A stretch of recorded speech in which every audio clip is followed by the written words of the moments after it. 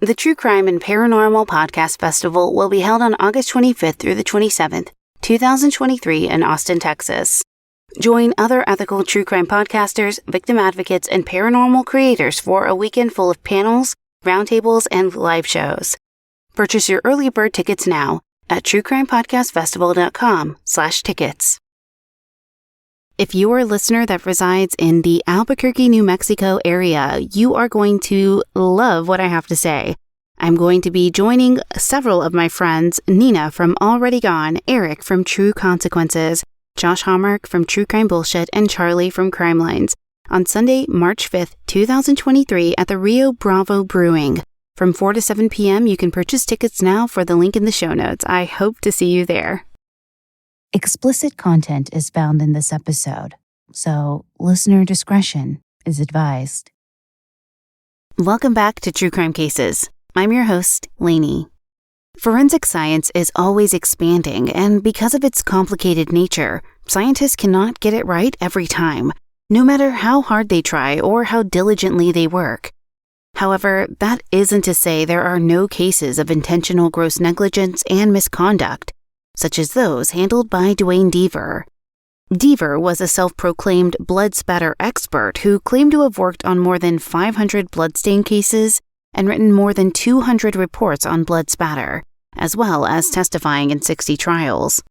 In actuality, he had only testified in 4 trials and written a total of 47 reports throughout his career. During an investigation into the North Carolina State Bureau of Investigations, it was discovered Deaver had falsely represented evidence in 34 cases.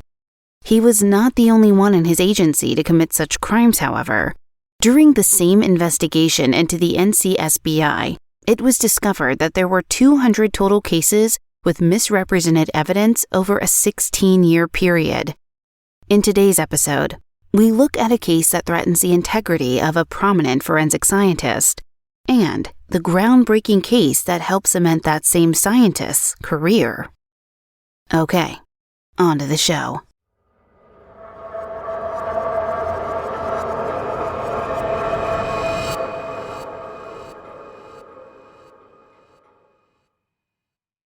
On August 3rd, 1984, a sweet 19-year-old girl named Joyce Stochmal had dinner with her family, then waited on her boyfriend to pick her up. Joyce worked at a kennel in the nearby town of Ansonia, and each Friday night her boyfriend drove her to the kennel where she spent the night ahead of her 7 a.m. shift. On this Friday night, her boyfriend was having beers at a local bar with his friends, and he called Joyce to say he would be late. The two had a fight because of this, and Joyce left to walk to the kennel in Ansonia on her own, which was more than 5.5 miles away. She was carrying a blue gym bag with an orange work shirt, cut-off Calvin Klein jeans, a bra, underwear, and socks inside. She also had a small makeup bag containing an Estee Lauder eyeliner and a mascara with her. Joyce's brother encountered her on Squantuck Road, about a quarter mile from their house. He tried to convince Joyce to get in the vehicle with him, but she refused and said, "Leave me alone, I'll be all right." Her brother would later testify the time was around 10:30 p.m., because that was when he arrived home, though he also said he was not certain about the time as he had been drunk. Their father said the son arrived home around 10, so it would seem that he wasn't that far off. Joyce's boyfriend then arrived at her home around 11:05 p.m. and went on to drive along the road looking for her. When he didn't find her there, he went to the kennel where Joyce worked and knocked on the door, but she didn't answer, so he raced his engine, then left, assuming she was still mad at him. On August 16th, 1984, 3 days after Joyce was last seen, her sister told their mother Joyce was missing. The very next day, a fisherman found a body in nearby Lake Zor and reported it to the police. Investigators were soon able to determine the body belonged to Joyce Stochmal. A call was placed to the state police barracks shortly after her body was found. During this call, a male voice said that he had got or cut the girl in Southbury, but gave no further information to identify himself.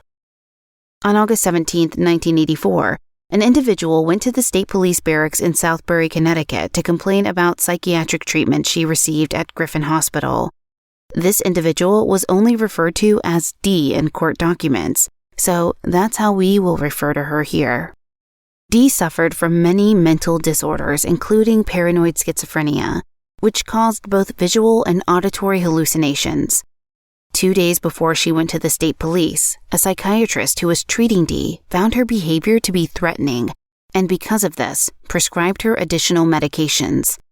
But this psychiatrist did not give these to Dee, instead giving them to her longtime boyfriend, David Weinberg.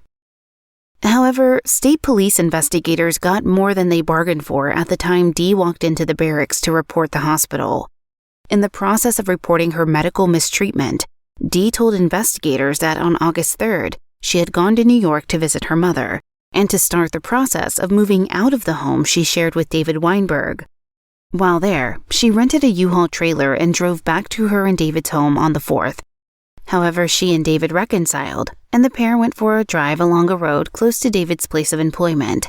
He told her he had never been down this road, and he wanted to see where it went. They arrived at a secluded location near the Pomperaug River, where David revealed to Dee that he had actually been there the night before and had gotten his car stuck. He started wading through the shallow river to reach the opposite bank, and Dee followed him. She watched him stir the remains of a fire, and the pair stayed there for about 20 to 30 minutes before leaving again. Dee also revealed to investigators that David shaved his beard that same day, stopped carrying a buck knife he usually wore on his belt, painted his white tire rims black, and removed a large unique sticker from the hood of his car. All elements of his person that could be considered identifiable information. Unbeknownst to Dee, she had just ended up reporting her boyfriend's possible involvement in Joyce's disappearance and subsequent murder. After she provided this information, she went with investigators to the site of the fire.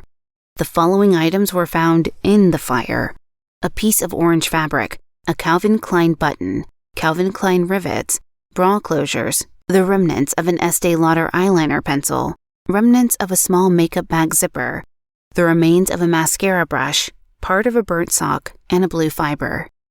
The piece of orange fabric was examined and found to be consistent with the color, composition, and melting point of the work shirt Joyce wore at the kennel. Police interviewed David Weinberg on August 22, 1984, to try and establish his movements on the night of August 3rd. He said when he left the primetime bar, he took a different route home than Squantock Road because his car was having transmission problems, and Squantock Road was hilly. Investigators determined his alternate route was 6.7 miles longer, but court records do not clarify if it was as hilly as Squantock Road or not. 2 warrants were issued to examine David's body, and 1 to search his home and car. In his house, they found the aforementioned buck knife, which was determined to be approximately the same size as the murder weapon. There was also a substance on the knife that appeared to be blood. In the trunk of his car, they found a blue fiber that was a match to the one found at the fire site, and a bloody hair fragment consistent with Joyce's unusually fine hair. Additionally, 3 individuals identified the unknown male caller from the day Joyce's body was found, and they identified him as David Weinberg. David Weinberg was arrested on May 17, 1985, on a murder warrant signed by Judge Charles Gill and held on a $200,000 bond. However, 2 weeks later, Judge Gill reduced his bond to $150,000. Within just a few days, while still in jail, David was rearrested on a sexual assault charge from August 1984.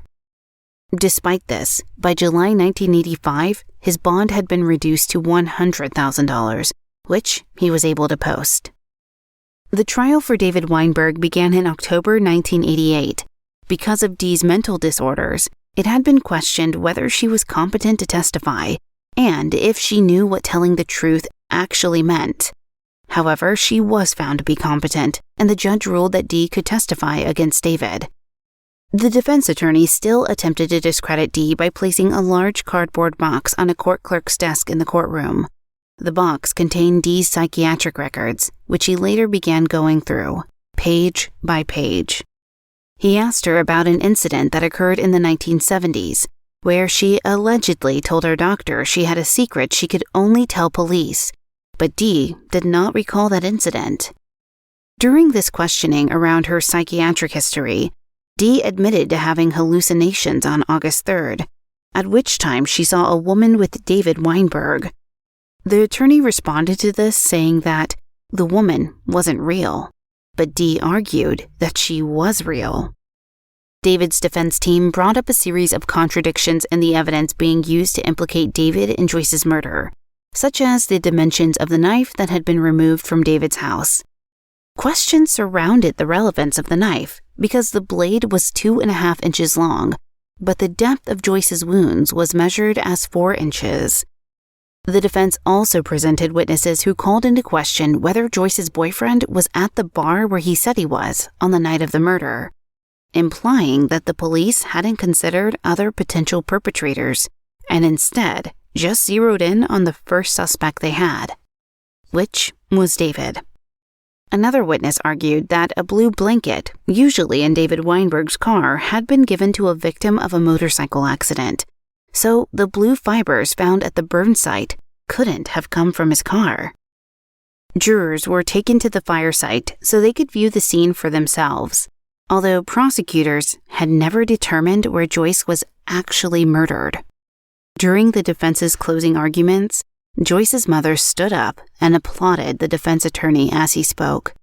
There were several laughs and whispers during his summation because of this, which resulted in the judge ruling that the closing argument order would be reversed.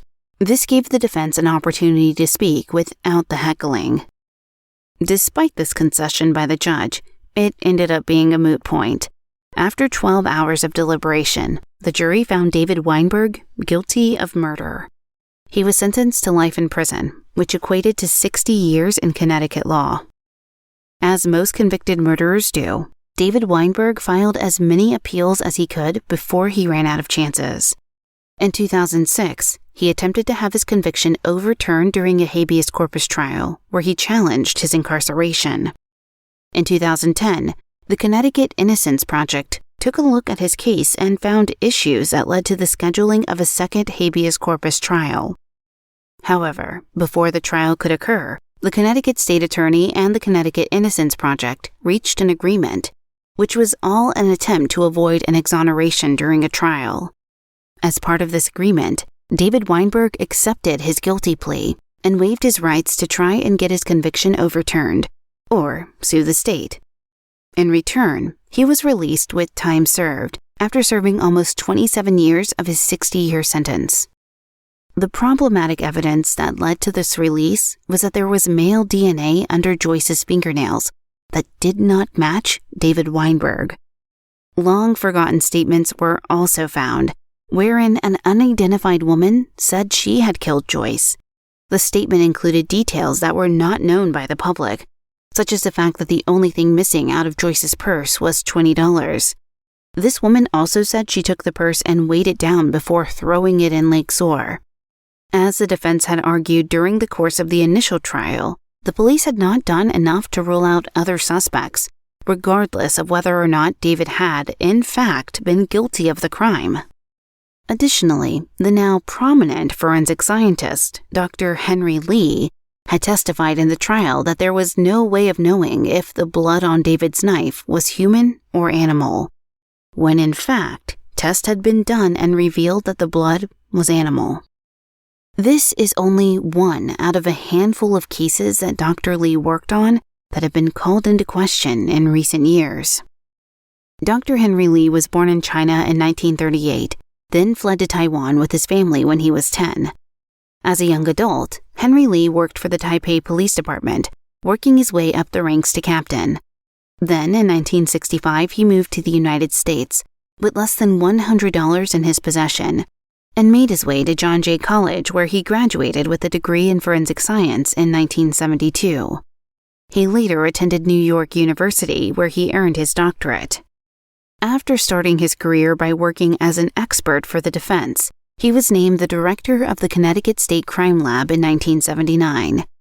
At the time, forensic scientists responded to crime scenes at all hours of the day and night.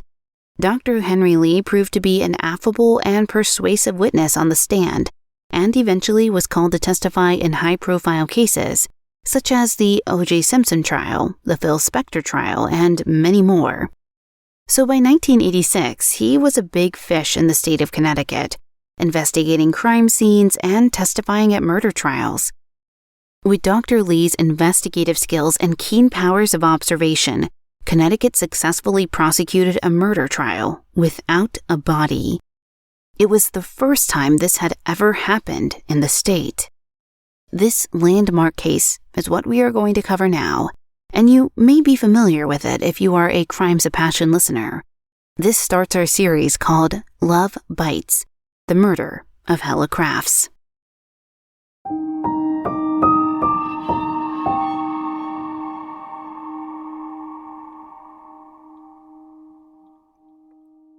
Hi friends, I just wanted to introduce you to a new show that I am a big fan of. Take a listen to their trailer, make sure you follow and subscribe. Hey y'all, it's Damini, woo-woo scaredy cat and host of your new favorite podcast, None of This Is Real. And this is the other one, Sarah, your resident flexible skeptic. We'd like to invite you to sit down on the front porch swing and tumble down a rabbit hole or two with us. We talk about all things mysterious and weird, like hauntings, cults, and urban legends, cryptids, science, and conspiracy theories. And then we ask each other the ultimate question. Is any of that real? So whether you're a believer, like me, or a skeptic like me, or a little bit of both, listen every Tuesday. Subscribe to None of This Is Real wherever you listen to podcasts. And always remember, you don't have to believe anything we ever say. But you do have to believe on yourself. Believe all over yourself.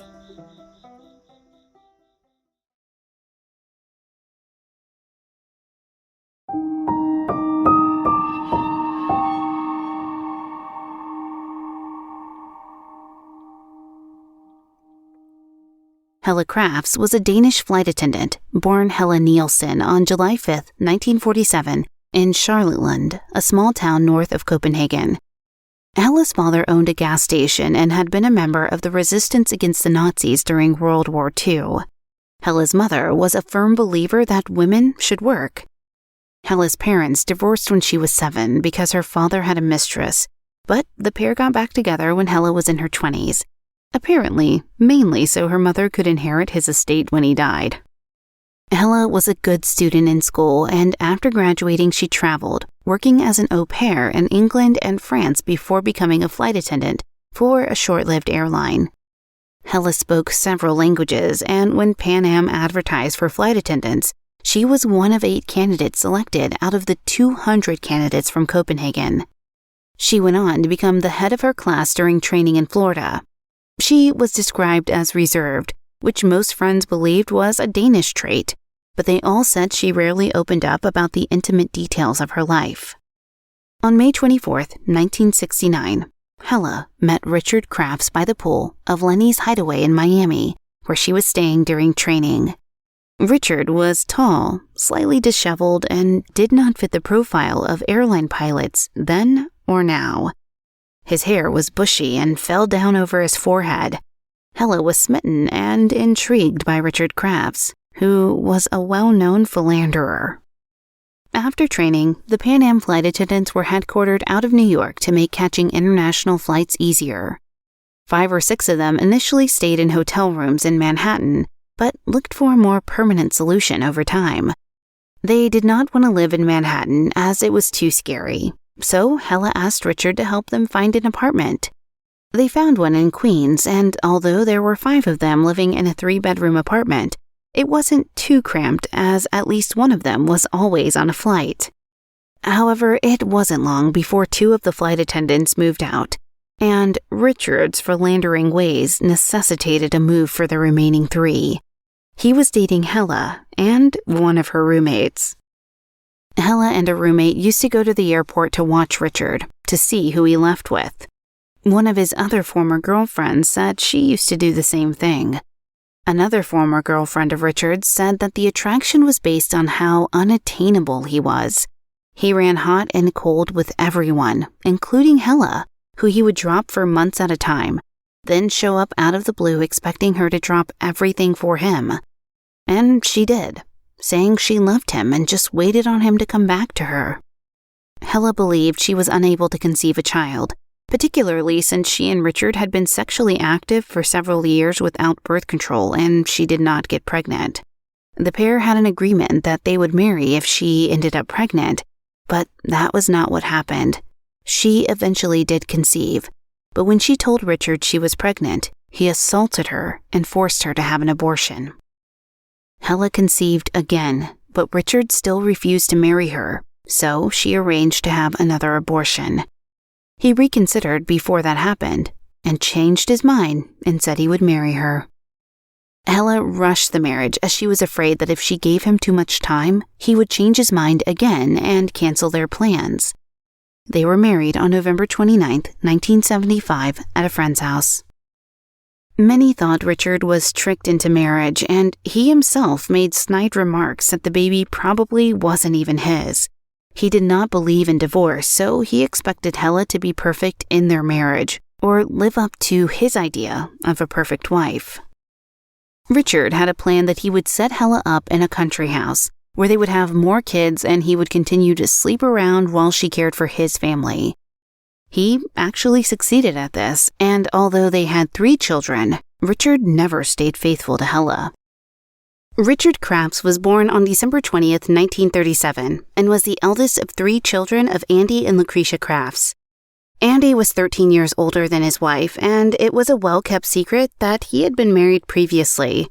Richard was a mediocre student and athlete, but attended the University of Connecticut for a year. The academic life was just not for him, so he enlisted in the U.S. Marine Corps in 1956, which his parents were very angry about. Lucretia said it was the only thing Richard ever did that made her angry. Richard wanted to be a pilot, and after becoming head of a drill team that traveled around the country, he was accepted into the U.S. Naval Air Training Station at Pensacola. He learned how to fly fixed-wing aircraft and helicopters, but ended up becoming a helicopter pilot as only the best students were assigned as fighter jet pilots. During his assignment in North Carolina, a colleague noticed that Richard sought the company of women, but for satisfaction only. It seems like it was a lifelong trait that Richard did not want a serious relationship. Richard did tours in Korea and Okinawa, and in 1960 he volunteered for a special assignment with Air America. Air America was an airline established in 1946. From 1950 to 1976, the Central Intelligence Agency, or the CIA, covertly ran Air America, particularly during the Vietnam War, where they used the airline to provide supplies to countries in Southeast Asia and also assist in drug smuggling in Laos. Air America was also used to carry passengers, including civilians, diplomats, spies, war casualties, and even VIPs. They evacuated U.S. civilians and South Vietnamese individuals. It was possibly his time working for the CIA in Asia that would cause Richard Crafts to have nightmares later in life. He would often get up from the table during dinner with Hella and go to another room to cry, without ever explaining why. He would wake up screaming in the middle of the night, and she always assumed it was related to his time in Asia with Air America. Richard left the Marines and went to work full-time for Air America until July 1966. He held several short-term jobs after that, eventually being hired by Eastern Airlines in 1968, a year before meeting Hella. He was a flight engineer because it paid better than being a pilot on small planes. Many of his friends described him as patient and a solid guy, although they also agreed he had a temper. He once went after his future brother-in-law with a 2x4, swinging the piece of wood and causing a hole in the wall when he missed the man. All of Hella's friends were well aware that he would frequently hit her, and did so in front of friends during a dinner in 1977. As they were eating, Richard reached over and popped a pimple on Hella's nose, causing her to bleed. She kicked him in the leg in response while wearing socks, and then he just calmly punched her. Hella fell to the floor, during which time Richard remained completely impassive. In 1980, Hella went to a friend's house with 2 black eyes. She said that Richard had hit her so hard that he had broken his watch and his hand was swollen. Earlier that same year, Richard and Hella had been visiting the same friends when Richard started teasing the other couple's 4-year-old son. Every time the little boy asked what sound a cow makes, Richard gave the wrong answer, and the little boy would hit Richard in the thigh. Finally, Richard took the little boy, put him on his lap, and began striking the boy's thighs. In August of 1984, Richard was diagnosed with colon cancer, and surgery to combat this removed 18 inches of intestines, lymph nodes, and part of his liver. He had been grounded until December 1985 and beat the odds of cancer with his last chemo treatment taking place in July 1986. Hella reflected that they had been closer when he was sick, but that was likely because he totally relied on her to care for him. In 1982, Richard became a volunteer or auxiliary police officer in Newtown. He wasn't allowed to make arrests in this role and was really just used to provide escorts and inspect houses. In February 1986, he became a part-time officer in nearby Southbury, where he tricked out his own Crown Victoria with lights and radios. In September 1986, Hella visited a Newtown attorney, Diane Anderson, to discuss possible divorce proceedings. She had grown suspicious of Richard when he had snatched the phone bill out of her hands as she was reviewing it. Although she always paid the bills, he said he'd take care of that one, and from then on, the phone bills were not sent to the house. She still managed to get a hold of them and found a New Jersey number repeatedly listed on the bill. She called the number, curious about who the mysterious caller was, and got redirected to the answering machine of someone called Nancy. Hella and Diane discussed finances in this first meeting. Although Richard made 3 times as much as Hella annually, he insisted that she pay for most of the household expenses, her car, and the kids' clothes. On the other hand, Richard had spent parts of his income on a backhoe and a large collection of guns, many of which he kept loaded. Diane told Hella that Richard would probably have to pay her between $25,000 to $35,000 in spousal support and child support, which would equalize their incomes. She also told Hella that they could obtain an ex parte order to have the guns removed, and also suggested Hella just take them out of the house and put them someplace safe. Hella demurred, saying she believed that they would lead to a blow-up, and she just wasn't ready for that yet. Before she left, Hella told Diane that if something happened to her, it wouldn't be accidental. Hella also told this to a few of her closest friends who were also flight attendants. Diane didn't think much about it because she heard this from many of her divorce clients.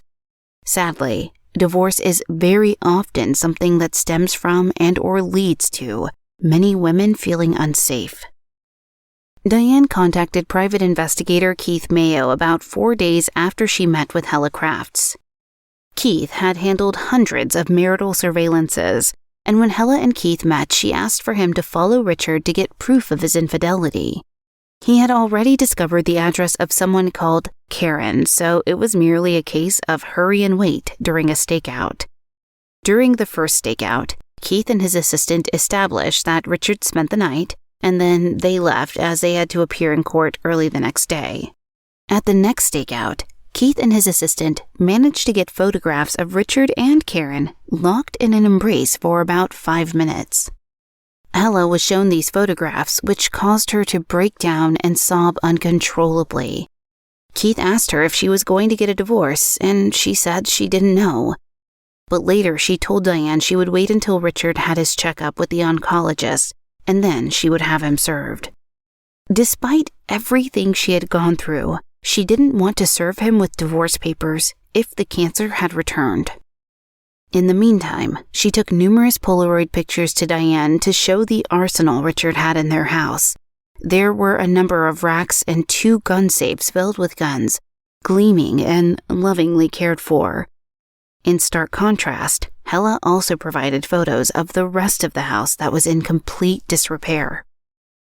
After his checkup in early October 1986, Richard told Hella that he was going to die from cancer and that he wasn't going to do any further treatments. At the urging of one of her friends, who saw no reason to trust Richard given his track record, Hella contacted Richard's oncologist, who told her that Richard was doing extremely well. Hella was furious and wrote to her mother saying that she could just not trust Richard. On October 14th, Hella contacted Diane and said to proceed with the divorce. The same day, Richard called Diane, but she did not return the call, assuming that he was going to ask if adultery was the basis.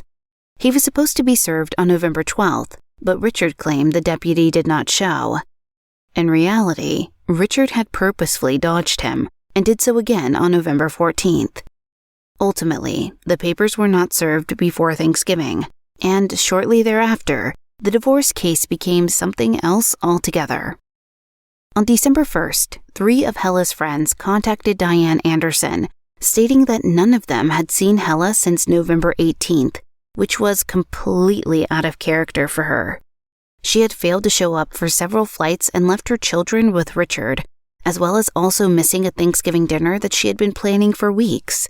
Her friends were convinced that Richard had done something to her. The Newtown police were called, but it took a great deal of pressure from both private investigator Keith Mayo and the state police before they would investigate Richard, who, as an auxiliary police officer, was counted as one of their own. Then, as is typical in cases that span jurisdictions, there was the usual pissing contest over who was going to do what. The agencies involved were so territorial that in this case there were times when they withheld information from each other. But what soon became apparent to all law enforcement was that Richard Crafts had been planning something since October that year, when he purchased a 1980 Volkswagen Rabbit without telling Hella. He paid more than twice the Blue Book value, but did not take possession of the car until November 17th. When Hella had found the paperwork on the car and asked him about it, furious, he claimed that he had purchased the car for their live-in nanny, stating that she had dented the Tercel and the pickup by parking so badly. On November 10th, Richard purchased a brand new dump truck for $15,000, requesting a special pintle hook installed for an additional $350, which he paid for in cash. He said he purchased the truck to lay gravel, but this did not explain the additional purchase, as he wouldn't have needed the pintle hook for this purpose, since pintle hooks are used for towing heavy equipment. As the truck was being taken to another location for the pintle hook installation, a fuel link leaked and the dump truck had to be towed, delaying the delivery. Despite the delay, they promised it would be delivered before November 18th, which was when Richard said he needed it.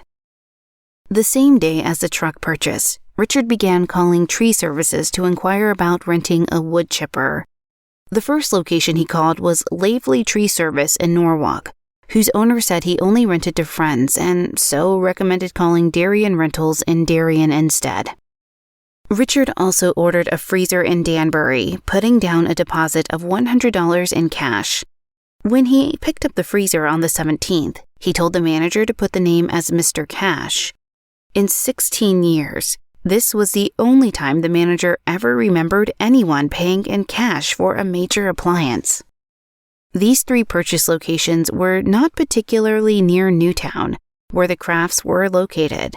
The tree service and rental places that were in Norwalk and Darien, and then the fridge from Danbury. Now, the furthest away of the 3 being Darien, which was almost 40 miles away. On November 18th, which was also the day that Hella returned from a flight to Germany and the last time her friends recalled hearing from her, Darien Rentals contacted Richard about the woodchipper he had reserved. Richard told the owner that he wanted the woodchipper to clear some land.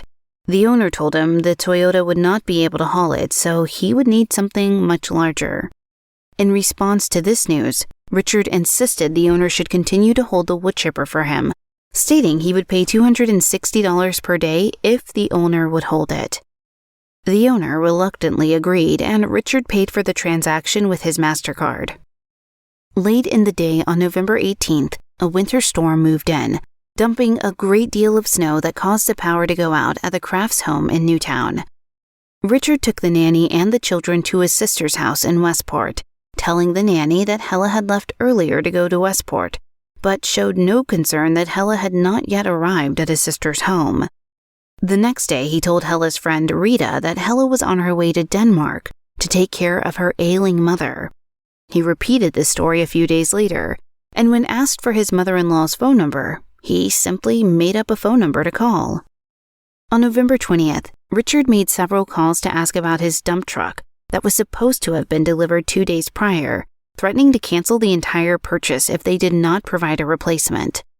They did, but possibly with the most conspicuous vehicle to tow a woodchipper with, a large orange and white U-Haul truck with a ball hitch.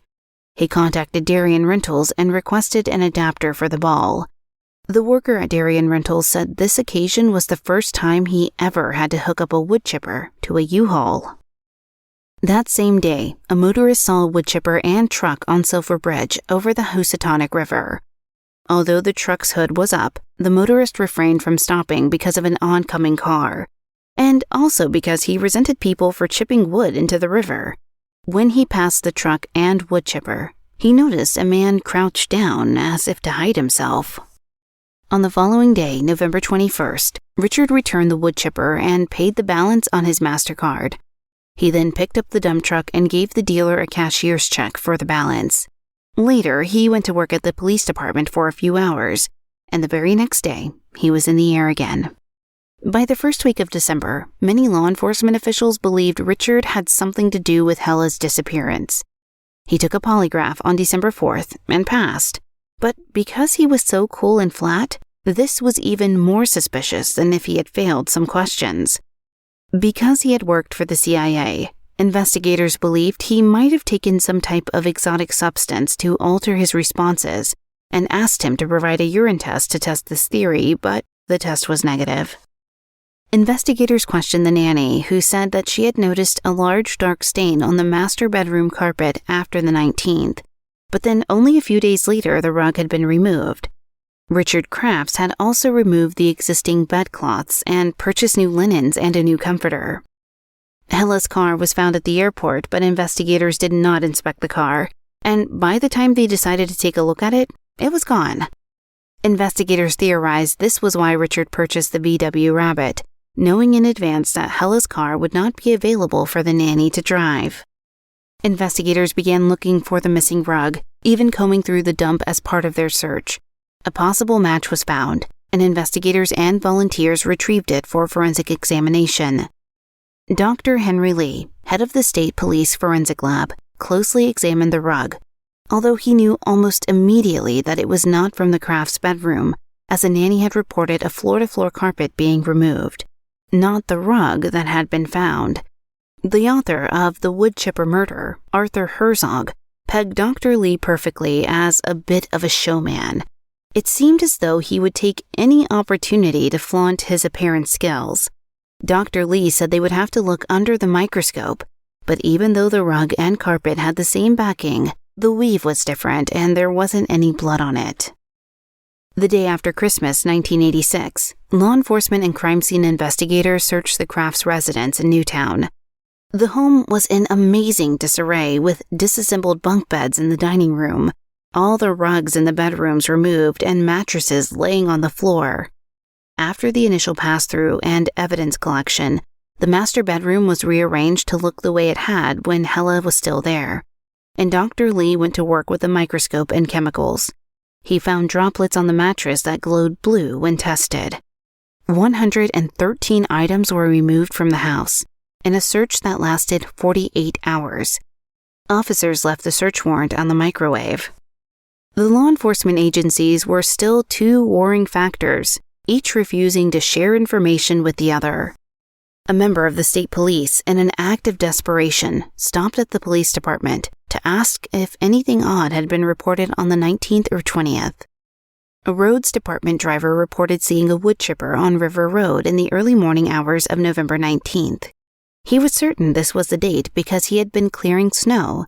He saw the truck and woodchipper again a little later as dawn was breaking, and noticed 4 to 6 piles of wood chips along River Road.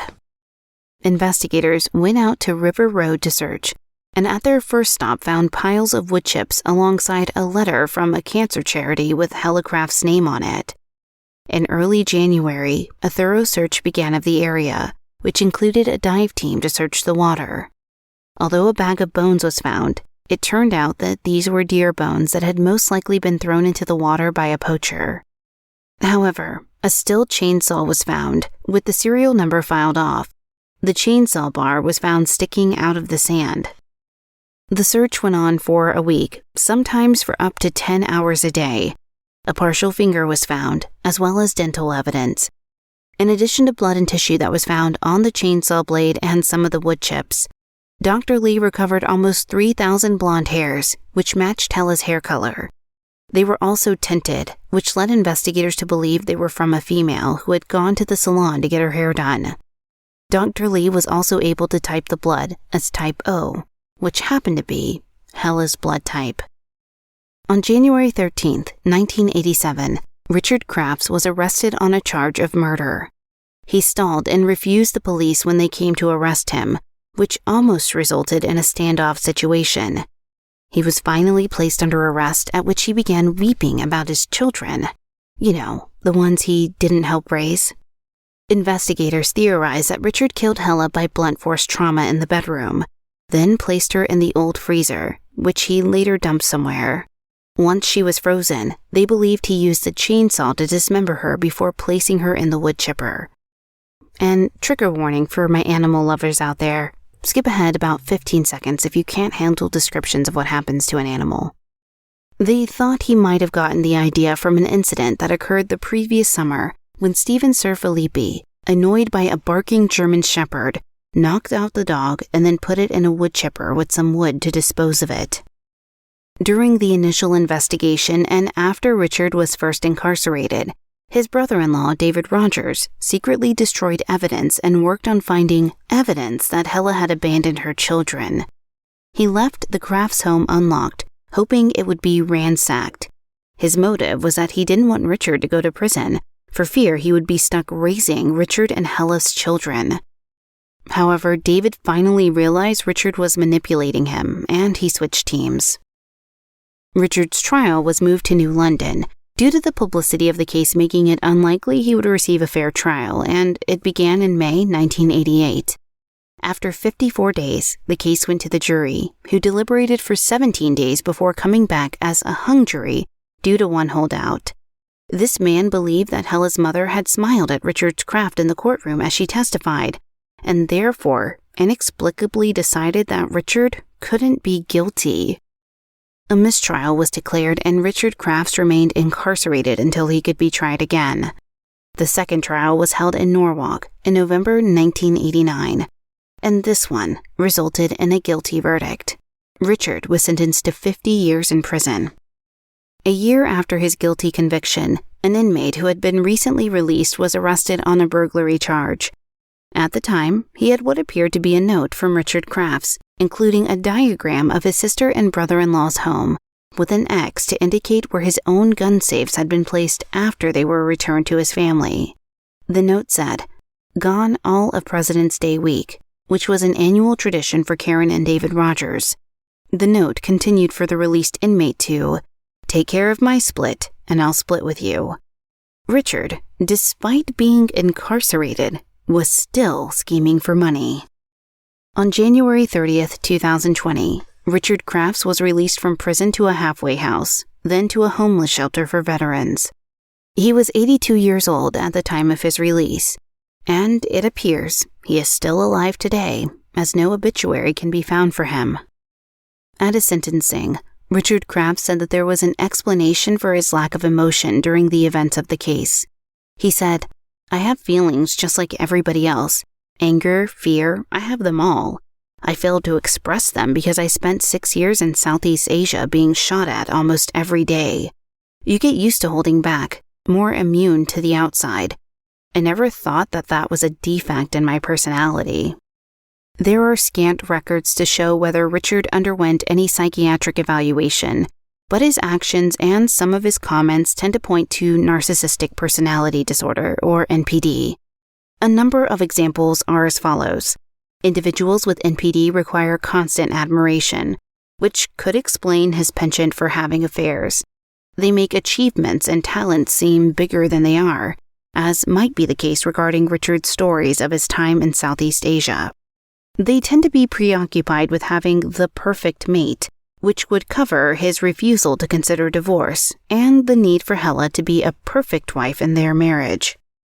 These individuals also might expect special favors and expect other people to do what they want without questioning them, as could be seen in his treatment of Hella in general, as well as his manipulation of his brother-in-law and the inmate.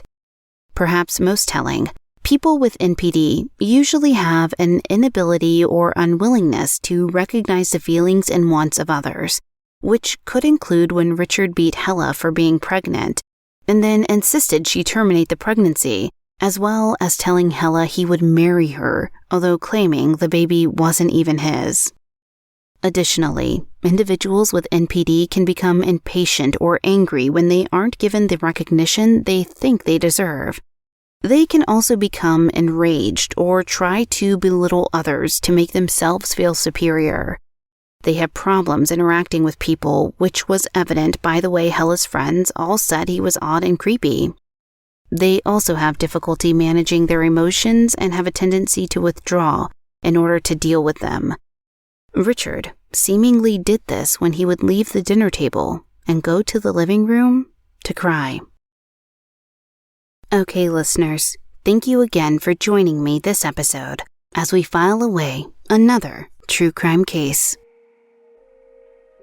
Thank you for listening. If you enjoy this podcast, please review and rate us on Apple Podcasts or your podcast player of choice. It really does help us out.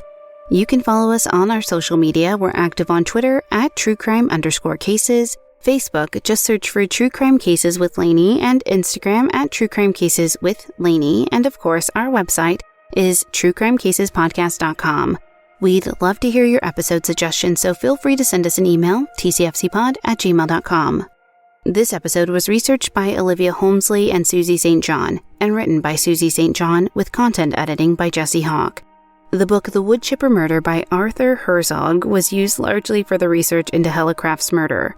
The book is well written and contains more information than offered here, particularly about Hella's friends and how the investigation likely would not have started without them, and the territorialism of the law enforcement involved. It's really crazy. The book is available to order on Amazon, but I'm going to tag an independent bookseller so that you can support them and find another book to read.